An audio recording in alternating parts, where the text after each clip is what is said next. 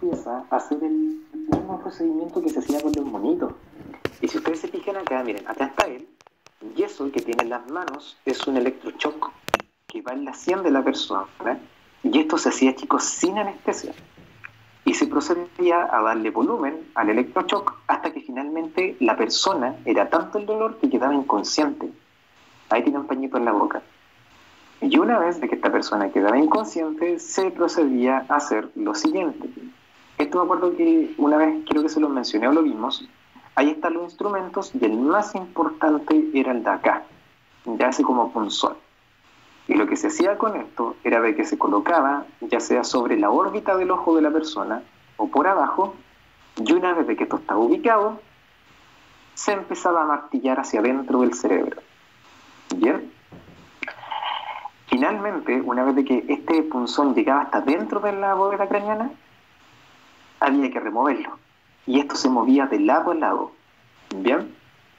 Y ojo, que una vez se hacía por una órbita, se procedía a hacer también después por la órbita contraria. Es decir, de que el cerebro de la persona realmente por dentro quedaba muy afectado. Bien, ahora, quedando más o menos así, ¿ya? Esto se hizo por muchos años, de hecho fíjense de que más o menos desde los 30 hasta los 60, o sea, por 30 años se realizó, y en primera instancia se utilizaba para pacientes psiquiátricos graves, como por ejemplo personas con bipolaridad, esquizofrenia, que estaban muy agresivos, pero después, para cualquier patología, se empezó a utilizar, por ejemplo, trastorno obsesivo compulsivo, depresión, entre otras. Entonces, cualquier persona que tuviera algún síntoma, lo hacía pasar rápidamente por realmente el proceso se llama leucotomía. Bien, porque la lobotomía consiste en sacar un lóbulo por completo, ¿ya? Y esto se siguió haciendo hasta que se mandaron el mayor condoro de todos y lo hicieron con Rosemary Kennedy, que era la hermana del presidente Kennedy. Y esa era Rosemary antes de la leucotomía y esta es Rosemary después de la leucotomía, ¿ya? Entonces, muchos pacientes también quedaban incluso peores en su sintomatología. Algunos quedaban más agresivos, más descompensados, entonces al final era un puro azar nomás con el que se vivía en estas personas. ¿Bien? En el siglo XX, ya para ir terminando esta parte introductoria, aparece también a mitad como más o menos de los 50, una corriente psicológica que se llamaba el conductismo. Y el conductismo hacía referencia a que las patologías mentales aparecían solo por aprendizaje, ¿ya? Que eran 100% ambientalistas. Y yo no sé si alguien se acuerda de este niñito que está acá. Ya, ese bebé fue muy famoso en la historia de la psicología y de la psiquiatría, que era el niño Albert. No sé si alguien lo recuerda. Ahí pregunta alguien, profe, una compañera que no le funciona el chat pregunta, si las terapias de electroshock existían en ese tiempo. Sí, existían. Y de hecho, el electroshock existe hasta el día de hoy. La terapia de electroshock se usa para, sobre todo en depresión, bipolaridad, a veces en esquizofrenia. Es un último recurso, ¿ya? Se trata de evitar, pero se siguen utilizando. Bien. El niño Albert, no sé si ustedes lo recuerdan, era un niñito de que le colocaban y le presentaban un conejito, bien, y ese conejo, cuando a medida que aparecía, hacían golpear un martillo y lo condicionaron, bien, y cada vez de que el niñito después veía algo como un conejito, incluso después veía un abrigo de piel o algo que se similara al conejito, el niño lloraba inmediatamente. Lo que decía este postulado entonces era de que todas las patologías mentales eran aprendidas de alguna u otra forma, ¿bien? Y que esto era una interacción netamente entre el ambiente y el sujeto, ¿ya? Esto, chicos, tiene parte, aunque es así, y se sabe que es así, hay patologías que son más de factor ambientales, mientras que hay otras que tienen un rasgo francamente genético, ¿ya? Luego, más o menos en los 60 ya empiezan a aparecer los fármacos y aquí se produce también un pequeño problema. Por un lado, como beneficio, las patologías empiezan a tener mejor pronóstico. Hay ciertos síntomas que se pueden controlar mejor, hay ciertos pacientes que se pueden recuperar de forma más rápida, etcétera, pero también empieza una sobremedicación en muchos de ellos, lo cual también va produciendo daño, que igual dejaba secuelas, y en muchos casos, chicos, este mismo procedimiento que se hacía químico antiguamente, o sea, físico antiguamente, los químicos ahora lo van a reemplazar. Por ejemplo, los antipsicóticos, que más adelante los vamos a ver, que son medicamentos muy fuertes, podían dejar a un paciente en un estado más o menos como una planta, ¿ya? Pero también los fármacos tienen su lado muy positivo, como toda la vida, y negativos, que es muy variable, ¿ya? En la actualidad, la patología mental agloba y se ha llevado una forma sistemática de agruparlas y dando origen a estos libros, que son los DCM, que son los manuales de estadística de las patologías mentales.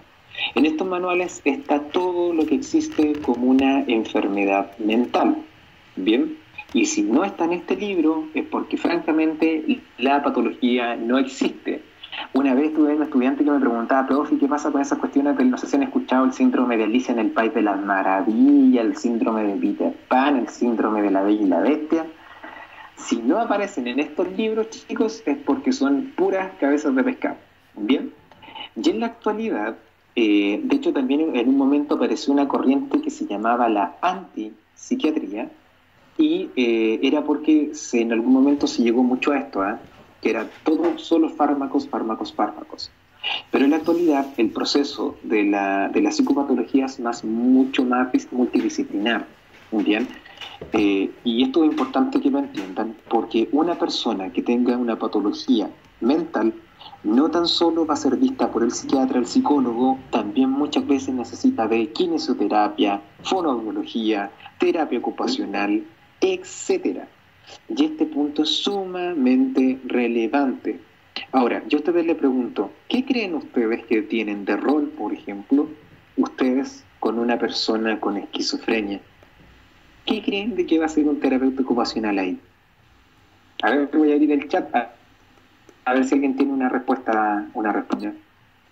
¿Qué creen ustedes que se les puede ocurrir? Porque una persona que tiene esquizofrenia, más o menos controlada, ¿cuál sería el rol del terapeuta ocupacional? Nada por el momento. Voy a esperar a ver si a alguien se le ocurre algo. Porque tienen un rol que es sumamente impresionante, pero que a lo mejor no se han dado cuenta.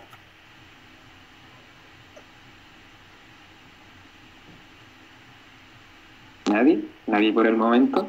¿No saben? ¡No! Traten de acordarse de los ramos que han tenido, de lo que se les ha enseñado en algún momento, etcétera. ¿Ya? Traten de recurrir a la información que tienen previamente. ¿Por qué creen que podrá ser que tengan que el rol de un terapeuta a nivel de todo esto?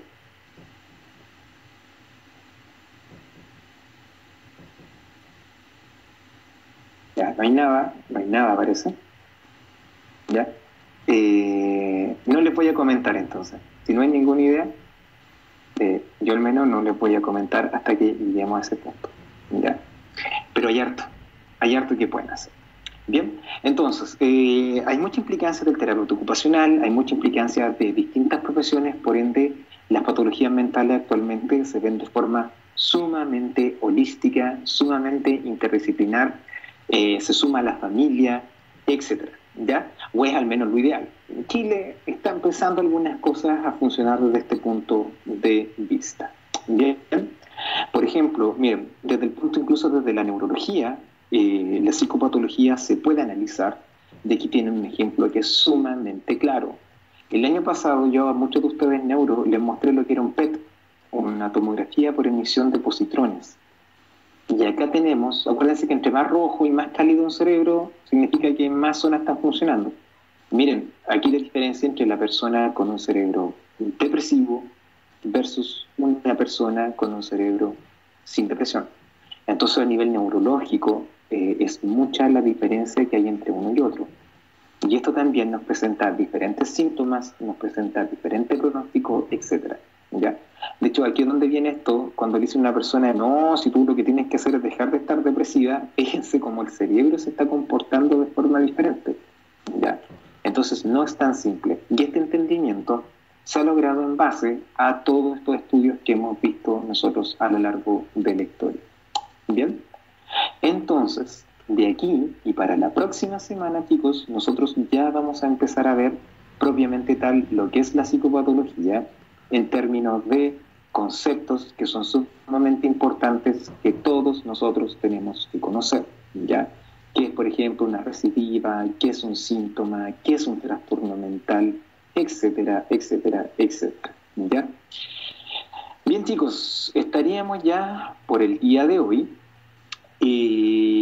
Datos. Delante llegó un formulario que hacía referencia a de que ustedes pueden acceder a ciertos libros por la plataforma virtual de la universidad. Bien, no sé si todos manejan esa información, yo no he tenido tiempo para revisar si está el Caponi y está el DCM5, que son los dos libros que más vamos a utilizar.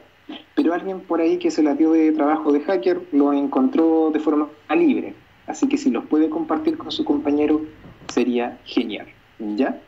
Como hoy día la primera clase que tenemos francamente ya de materia, va a ser el único power que les voy a dejar.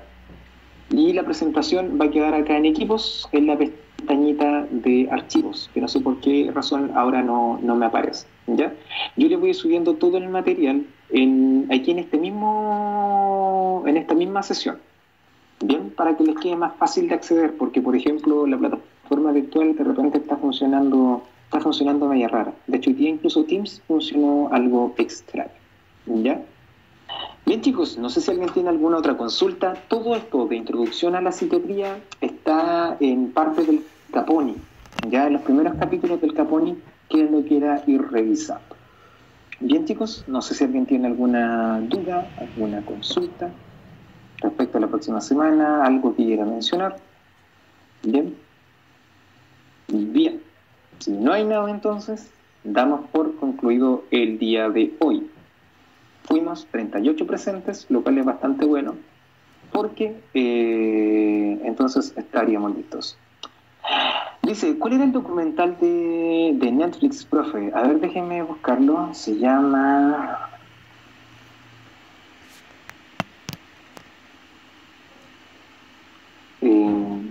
documental.